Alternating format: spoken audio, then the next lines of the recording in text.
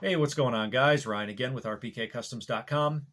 It has been 10 days since my accident, and you can see my eye still looks a little bit droopy, and I've got a nice shiner there under my other eye.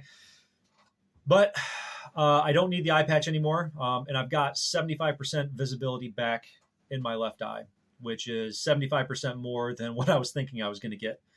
When I made that first video, I was still completely blind in that eye, and this is actually the second time that I've had a major trauma in that eye, and I wasn't holding out any hope that I was going to get my vision back. But I'm glad that I can see, even if it doesn't get any better from here.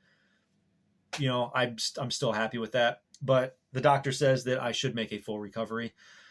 I should be back to normal in about 2 more weeks. So this is going to be just a quick update video on the resin sabers that I've been doing, the R2 saber and my upcoming Java Sail Barge belt hanger that I'm actually about halfway done with. So how this happened, how my accident happened, was I was using a pressure chamber to take the bubbles out of these resin sabers. And you can see there's, bubbling here. This is the one I was actually working on when the accident happened. So this one is a lot more rough than what they usually are. But, I just got done. I just poured the mold for this. I put the mold down in the pressure chamber. I pumped it up all the way, just how I always do. There was no problems. I used this chamber for probably 8 months with no issues.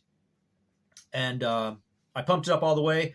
I went to go take the air compressor valve off, and that's when it exploded. And I just happened to be looking like directly over it when it hit me, and it basically hit me right dead center in the face. So, when I first started doing this, because it was pressurized, I was kind of scared of it, and I would stay away from it. But since I used it for so long and there was no issues, I just got complacent, and I wasn't even thinking. It was just, I mean, I used it every single day. I wasn't even thinking about it. So, just if you guys are doing this kind of stuff at home, just be safe. Just because something hasn't gone wrong does not mean that it won't. So because of that, I just don't feel comfortable using pressure chambers anymore. I don't really care how many safety features that the pressure chamber has on it. I don't feel comfortable around them. I don't really feel comfortable around air compressors or anything like that anymore either. So long story short, I'm just not going to be using a pressure chamber to make these anymore. The first run that I did with these, I did not use a pressure chamber. So I know that I can make these without a pressure chamber. There's just going to be some slight imperfections in each one of these castings. So, it is what it is. I don't feel comfortable around pressure chambers anymore. I might try to buy a vacuum chamber, which I know is not the best to take bubbles out of resin, but I might try it to see if it just minimizes the imperfections just a little bit.